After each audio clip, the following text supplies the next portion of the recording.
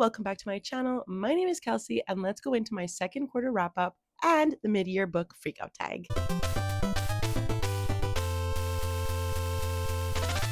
In lieu of doing wrap-ups every month, I decided, maybe was it last year or the year before, to do quarterly wrap-ups. And I like this much better. I like talking about my books as a monolith, especially because I'm doing reading vlogs pretty frequently, and nothing aside from like one or two books in a month is outside of a reading vlog. So I figured a reading wrap-up is just like gratuitous and just an extra video that's going over books I've already talked about. So let's get into my quarterly stats. For the months of April, May, and June, I read a total of 40 books, which is great of me. In April, I read 7 books. In May, I read 12. And in June, I read 21. Now, I'm not a superstar. A lot of those books are mangas and graphic novels. I've just been in the mood for them and decided to go with my mood and pick them up, especially because, well, the manga was for a manga reading vlog that I did, and the graphic novels that I've read is just pure for fun. I have an hour here and there to read. But that totals out to 13,120 pages read.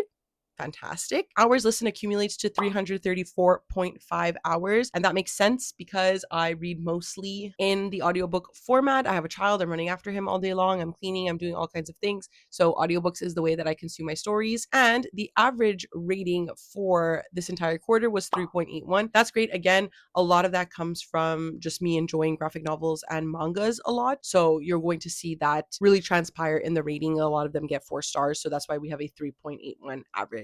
And I used to go into like pacing, format, and the genres that I read, but they haven't really changed, I've seen, over the last year. If you do miss them, let me know and I'll include them in the next wrap up. But yes, I'm reading more audiobooks. The pacing is always mid-level. The books are always between 300 to 500 average.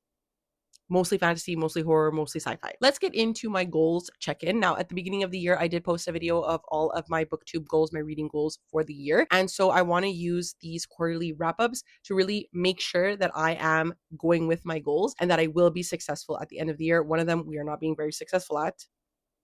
But anyways, the first goal I had was to read 100 books. I do this goal every year. I always set my goal to 100 books. It is extremely attainable for me. And so far, as of now, which is June 30th, I have read 69 books so far. So well on my way. I will definitely be hitting 100 books unless, of course, something happens. The second goal was to finish Wheel of Time in the first quarter of the year, which I was semi-accomplished in that I had 1 book left that I was currently reading by the last quarterly wrap-up, which I did complete. So we can say by the second quarter, essentially, I have finally finished the Wheel of Time. It has been a huge endeavor. Several years of me reading the Wheel of Time. I think I started it, I was living at my mom's house. So it has been a long time. I have a child now. It is because I entered it with such fervor. And as the books continued, I realized like, oh, I don't like these books actually. And so it really dwindled my want and will to continue the Wheel of Time series. So it was a goal for several years to finish it. And I finally completed it this year in 2026. I did post a video as well talking about my feelings of the Wheel of Time, my overall like qualms with the series and why I wanted to just haul the entire series, why it just felt like, yes, a success for finishing it, but also like I wasted so much time reading these books. And so I really talk about that in that video if you would like to go watch it. But yes, I finished the Wheel of Time. I will be unhauling Wheel of Time. So the third goal is a total book buying ban on backlist books. So I still have pre-orders. I still had aardvark books, but these last 2 quarters I have failed. Not as bad as I think I could have, but it's still considered a fail. I bought manga this past quarter at a used bookstore with my sister. I'm trying to tell myself that it's not as bad. Yes, I'm still spending money, and the point is that I'm spending money, but at least it was at like a local used bookstore. So these are books that were already purchased from big Goliath stores that are now being shared and circulated through the neighborhood. So that's a plus. And I'm not buying them from Amazon or any major retail bookstore. So I feel like I feel like, you know what, give me a break. Another point to add to why I think it's successful is because I usually buy so much more backlist. Like anytime I hear a book that sounds relatively interesting to me and I have a couple of like tens of dollars available to me, I will just buy the book so that I can read it and have it on my physical TBR because I have ADHD. So it's like out of sight, out of mind. I don't think about it anymore. But if it's on my bookshelves, I do. I think pre-orders and aardvark book boxes have definitely been helping me more because I'm still getting the thrill of bringing a book in and unboxing a book and then putting it on my shelves. So all of that like muscle memory is still there. I'm just not spending it with tons and tons of books anymore. Instead, it's just these pre-orders and aardvarks, and yes, the one mistake of the manga I bought at the used bookstore. The fourth goal was to read more nonfiction this year. I didn't have a set amount to how many books I have read, but I still would like to incorporate a lot of nonfiction through the books I am reading. And usually these are going to be those 1 or 2 books that I don't read in a vlog or showcase to you outside of like a general read, if it was a 5-star or a terrible read in like these quarterly wrap-ups, for example. So what's really crazy is I just watched myself disassociate for like 30 seconds and not even say what the fourth goal is and just start talking about how well I did in the fourth goal. So the fourth goal I had at the beginning of the year was to read more nonfiction throughout the year. I didn't necessarily have a number goal, but I definitely wanted to incorporate more nonfiction reads. Now we'll go into me explaining how I did. For this quarter, I have read 4 in the last 3 months, which is totaling out to 6 for the year. So far, this is roughly 1 a month, which I think is a really great steam to go along. And if I could keep it up, that would be great. I would read 12 nonfictions this year, which would total out, if let's say I read about 120 books, which is what I tend to do, it would come out to, is that a 10th? I think so, which bodes well to this goal. Similarly, my 5th goal was to read more classics. So the classic sci-fi vlog that I filmed, I'll leave linked up above as well, definitely helped me read 3 more. And I have not been prioritizing this goal as much as I think I intended at the beginning of the year, but I still have 6 total read for the year, which is still amounting to the same amount of nonfiction. I just feel like I'm reading so much more nonfiction than I actually am. And I feel like I'm reading so much less classics than I actually am, because they're both equal. I do have a couple of ideas for another classic vlog. We'll see. It's definitely become less of my priority this year as I've developed more ideas for vlogs and more like immediate vlogs I want to film over these like classic vlogs that I can just shovel around here and there. But I do want to do one more classics vlog at least for the end of the year, and hopefully I could do that in the next quarter. Maybe, I don't know, summer's kind of hard, maybe fall. The 6th goal is to dwindle down my YA TBR. I'm still reading them. I think I filmed a dwindle down my YA TBR in this last quarter. It was the quarter before, actually. No, I think it was this last quarter. So that bodes well. I do have plans to read more YA this next quarter as well, this summer quarter. But I do want to make more of a conscious effort, I think, to add more YA to the video ideas that I have, because the nice goal to this goal would be to dwindle it down to 0. I don't know if that would be really possible, because like I said, I am like always pushing myself to read these. I have some ideas, and hopefully we can get like it really down in the next 2 quarters. My 7th goal was to stay consistent. I think I'm doing really well. I missed a week here and there this last quarter for, I think, working full time, starting work again this year, being a mom. I think I'm doing really, really well. I've been fairly consistent, and those weeks that I miss 1 week, I end up posting 2 in the next week. So I feel like I'm still being a little bit consistent, hopefully, I guess. The 8th goal was to focus on my aardvark book boxes. So as of the start of me joining the subscription, I have read 7 out of 16 of the books I have received. So it's almost half of them I have read, but I definitely need to make more of a conscious effort, I think, because I'm just going to keep getting them, right? And I'm not reading them at the pace that I am getting them. I have, however, done a really good job at skipping the months that I don't really have anything of interest to me. But then what ends up happening is that I have a credit. So the next month I buy 2. But what we can say, and what I think was the goal of this sort of, if the aardvark book box is worth it for me, and so far I have been enjoying most of the books that I am getting from aardvark. I think only 1 or 2 have been unsuccessful. So that is really, really good. That means that this book box is working for me, and having them on my shelves, receiving it monthly, is still giving me books that I am interested in. The 9th goal it was to film more short form content this year. I don't think short form content is for me. I put too much pressure on it. I feel like I have to be witty and funny, and I don't know if I'm that witty and funny if I'm like scripting things. Like, I don't think I'm actually funny until I say things on a whim. There was a brief moment where I wanted to be a stand-up comedian. Listen, we can all laugh together at me. And I was just so nervous to not receive a laugh. Like, I find I work better bouncing off of other people. And I think much like with how I feel about stand-up comedy is how I feel about short form content, and it really scares me, and I'm not interested in it. I think I would like to at least maybe post a couple of photos here and there, maybe a video. I don't know. I liked my video where I went to a bookstore, so maybe I could do that again, but that would really be like the only short form content. It scares me. It really does scare me. And then the 10th goal was 500 subscribers. I find this goal very awkward because it's just not something that I can control. I'm really just happy to film videos and give myself like a hobby to do. This is a hobby for me, and and I enjoy doing it. So I've gotten some subscribers in the last quarter. So thank you very much for supporting me. And that's it. We're going to move past this because it makes me feel so awkward. So because usually in my quarter wrap ups, I talk about like the best book I read, the worst book I read, I figured since this vlog is going to be coming out around when everybody does their mid-year book freakout tags, I could do the same. And some of the books that I read in the last quarter would answer these questions. So it ends up working out. The mid-year book freakout tag was created like 10 years ago by Chami and Ellie. I don't know if either of them post videos anymore, but this has just become now like a staple in booktube videos. So I just enjoy doing it every year. The first question is the best book you've read so far in 2026. I have two answers for it. So the first one was The Dispossessed by Ursula K. Le Guin. This follows two neighboring sister planets that have completely different ideas of how to control their populace. We follow a young sociologist named Shevik. So Shevik is coming from Anaris, which is definitely like a socialist planet. Everybody is equal. The children are all sort of raised the same. So they all have a very, like, you could think, utopic idea of the world. And he goes to do some research on Eurus, and Eurus is definitely like the capitalistic society. Think like us, but with much more wars, although I think we're on that path anyways. And how Shevik is navigating through the relationships and the dynamics that he's seeing, and how he is being reflective on his own planet and wondering if truly it is a utopic state or what makes a utopia essentially. Obviously, it has topics of capitalism, socialism. So these are things that are very, very, very interesting to me. Loved it. It was definitely like a surprise read as well.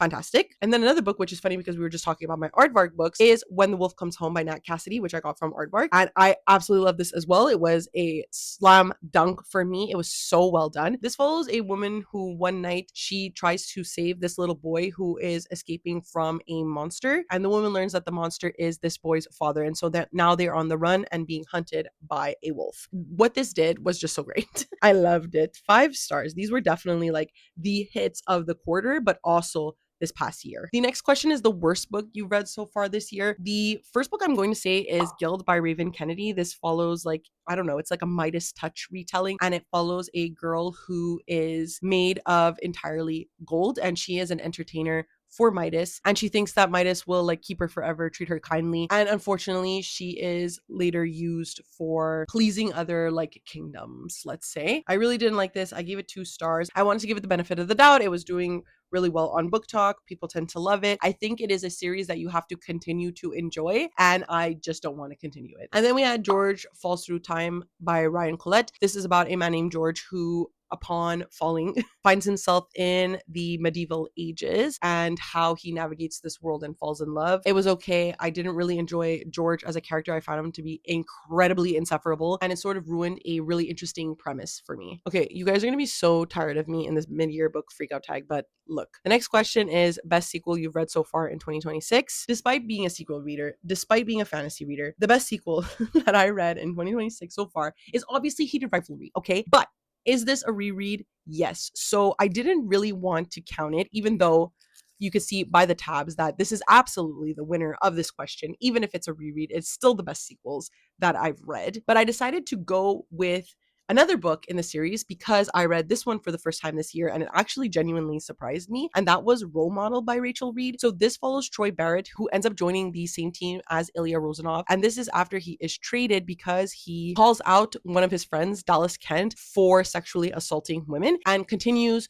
to support these women and call out Dallas Kent on social media. And so in order to be punished, he is put on the worst performing NHL team that season. And this is sort of his love story with the Ottawa Centaurs social media manager Harris. But what I really enjoyed about this book is less their relationship, although their relationship was very cute. And it was more the discussions that the book was having with the NHL, with the toxic masculinity that is present in sports in general, but specifically in hockey, and how these men who sexually assault women are constantly supported by those around them, by the fans, end up being okay, not really having their careers affected. I was also reading this around the time that the Stanley Cup finals were happening. And in the Stanley Cup finals, there is a player who was accused of sexual assault. It was a big trial in Canada. He was acquitted. And so it was interesting to be reading this book at the same time as seeing a player go through what Dallas Kent would have went through and be fine. He's in the Stanley Cup playoffs, you know? That made, I think, this book a bit more impactful for me. And it was definitely like a surprise of the vlog. I knew I was going to enjoy pretty much all of the books because I really liked the Heated Rivalry series. And I knew, obviously, Heated Rivalry Long Game, they were going to get 5 stars for me. But this one actually genuinely surprised me. I really, really liked it. I would recommend it if you haven't read the rest of the series, you're not sure which ones to read. I definitely think Role Model is one that you can pick up and really enjoy. And then the next question is the worst sequel you've read so far in 2026. So I don't think this one is the worst, but I think it will be representing the feat that I completed this year and how they were definitely the worst sequels I've read of all time. But this is the finale to the Wheel of Time series, A Memory of Light. This is a book series written by Robert Jordan, and it follows a group of children who are plucked sort of because of their association with a specific power that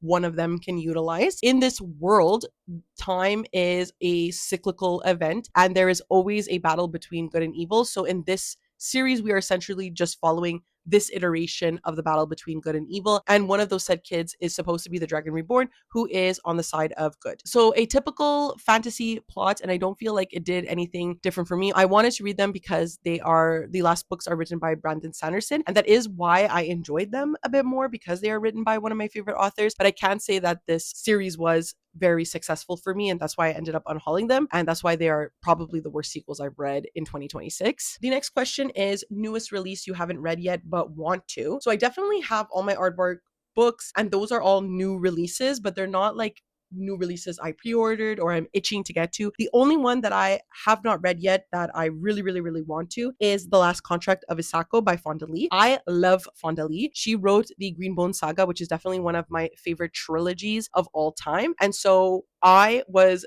desperate to get my hands on this. And have I picked it up? No. This follows Isako, who I think is like a trained assassin, and she is planning to retire. She doesn't want to be an assassin anymore. But then, of course, she is offered one final mission, one last contract, and she takes the call. I'm very excited to see this because I think Fonda Lee does like urban fantasy really, really well. And this sounds more fantastical rather than urban, but it still has this like urban assassin sort of like John Wick type of vibes, and it's very intriguing to me. And like I said, I really like Fonda Lee, so I need to pick this up soon. I need to add this to a vlog. Then we have most anticipated releases for the second half of the year. I have so many. First of all, we have Victorious by V.E. Schwab. This is the third book. I don't know if it's the final book in the Vicious series. I love Vicious. I plan to do a vlog where I reread the first 2 books and then this one, so it's really exciting for me. Fires of December by Brandon Sanderson. Do I know what it's about? No. Will I be buying it because it's Brandon Sanderson? Yes. We have Taipei Story. Similarly, this is by R.F. Kwong. I'm very excited. I plan to do a vlog for this because I'm going to the release night here in Montreal, which is so exciting. I love when we get book releases. Do I know again what it's about? No. As You Wake, Break the Shell. This is by Becky Chambers. I love Becky Chambers. I don't know what this is about again, but it's Becky Chambers, so I will be buying it. And then finally, we have I'll Believe in Anything. This is by Jacob Tierney. I don't need to say more, okay? Obviously, I'm going to buy this book and read about his experience creating the show that took over my entire sense of being last year and this year, quite frankly. Those are all my very, very, very excited anticipated releases. I don't have plans to read all of them, but you can bet that I will be reading at least most of them. The next question is biggest surprise of the year. So we already talked about some surprises, but I think my biggest surprises of the year, the first one is definitely The 100,000 Kingdoms by N.K. Jemisin, which I read in the first quarter of the year. This is not really a surprise because I knew I liked N.K. Jemisin, but it is a surprise because this is N.K. Jemisin's debut book, and I couldn't believe how much I enjoyed it. It was so, so good. It followed a princess whose mother dies unexpectedly, and so she is sent back to her grandfather's castle. She becomes the heiress to the 100,000 Kingdoms, but it's not so easily won. She has other members of her family in competition, direct heiresses as well. The story sort of follows her journey there while also learning about the world that she was sort of sheltered from. It was just so good. I was so impressed. I need to continue this series as well, but because I'm on a book buying ban, this is the problem. Because it's not on my shelves, I don't think about it, but I have to. And then honestly, reluctantly, but also proudly, I'm going to put Fourth Wing by Rebecca Yarros. I went into this expecting that I was going to hate this book, and I ended up really liking it, like to the point that that was what I broke my book buying ban for in the first quarter, which was buying the sequel for this. So I don't know. I really liked it. This follows a young girl named Violet who was studying to become a part of the scribes, but her mother wants her to become part of the dragon riders, and she's so weak and fragile that she doesn't think she can be successful with the dragon riders. But lo and behold, she is just so magical and perfect. She is not only one of the dragon riders, but also one of the best dragon riders, and she falls in love with another dragon rider named Zayden. And what can I say? Okay, I'm not proud of it, and I'm ashamed of it, but I loved it. The next question is favorite new author debut or new to you. I don't really know if I have any authors that I've read so far that blew my socks off that I have not read from previously. So I don't really think I have an answer to this. Actually, the next question is newest fictional crush. I don't know if it's a new fictional crush, but I will just say my obsession with Ilya Rozanov is still strong. I love him. I love him. I relate to him. I want to be him and be with him. And you're going to be so annoyed with me because the next question is book that made you cry. Obviously, Heated Rivalry. Okay? Obviously. Specifically, The Long Game, because it goes over Ilya's depression and his mental health and how he feels about things. And I relate to him. So this one specifically made me bawl. And then after that, the next question is books that made you happy. Imagine I said Heated Rivalry again, but no, I have different books for this time. The first one is Paladin's Grace by T. Kingfisher. This is a like romance novel of sorts between a perfumer named Grace who is being pursued by ruffians and runs into the arms of a strong paladin named Stephen. And the romance sort of takes off from there as they start to find like dead bodies. So this is like a mix of like a murder mystery romance novel. It really tickled me. I really had fun and it made me want to continue in this series. I haven't really enjoyed what I read from T. Kingfisher before, so this was a pleasant surprise, and I definitely want to continue in the series. And a more recent read that made me happy is definitely my reread of Heartstopper by Alice Oseman. I plan to reread the rest of the series before Heartstopper Volume 6 comes in the mail, and this has just always brought me such joy. I read Heartstopper Volume 1 specifically 3 times. I just love it. I love it so much. I realized how much I loved it when I was at the Heated Rivalry Club 90s night here in Montreal, and Party for You by Charlie XCX was playing, and Nick and Charlie came on the screen, and I yelled. I didn't know I still had it in me, but we're going to be doing a reread of the series. So far, I've reread volumes 1 and 2, and they just make me so happy. I just love Nick and Charlie. They will forever be my little babies. The penultimate question is most beautiful book that you've bought so far this year or received. And I think I'm going to have to go with Japanese Gothic, not because the cover is that gorgeous, even though I do find it really, really pretty. Although I do think that it represents the vibe of the overall book, but it's definitely the insides. It's a special edition from Aardvark. So like the front cover and the back cover are gorgeous. Japanese Gothic by Kylie Lee Baker follows 2 timelines, one in 2026, I think. Yeah. A man named Lee Turner wakes up one morning and he doesn't remember killing his roommate. And in order to avoid the police, he travels to his father's new home in Tokyo. And then the second timeline is in October 1877 and follows a young samurai exile named Sen, who also lives in the same home. And the stories interconnect from there. I did like this. I don't think it's my favorite Kylie Lee Baker, but it was still a super, super enjoyable read. And I think if you like Kylie Lee Baker, like this is one that you just have to pick up as well. And then the last question for this vlog is what books do you need to read by the end of the year? So the answer is always like all of my books. I definitely have vlog plans, so I know which books I'm going to be reading by the end of the year. I have it all planned out. I just don't want to spoil it. But one of the books that I'm reading outside of any of these vlogs, I'm just reading it on my walks here and there, is Wind and Truth by Brandon Sanderson. So this is the 5th book in the Stormlight Archive. At this point, I have now read like over 5,000 pages for this series. I don't even know how to talk about the Stormlight Archive. Originally, it followed this character named Kaladin who worked as a bridge for a country that is fighting a war with another group of people, and they are fighting over these chasms. As a bridge runner, Kaladin has to put these bridges over the chasms so that the armies can move forward and attack this other group of people. But the story expands from there because Kaladin and some other members of his cohort discover that they have essentially a very important role in the Cosmere. And that's all I'll say, but I am slowly reading that, listening to it as I'm going for my walks. I'm enjoying it obviously so far, and so that's definitely one book I would like to finish by the end of the year because I think that finalizes the sequels I have so far from Brandon Sanderson, and I have a couple more like solo projects in the Cosmere that I need to keep up with.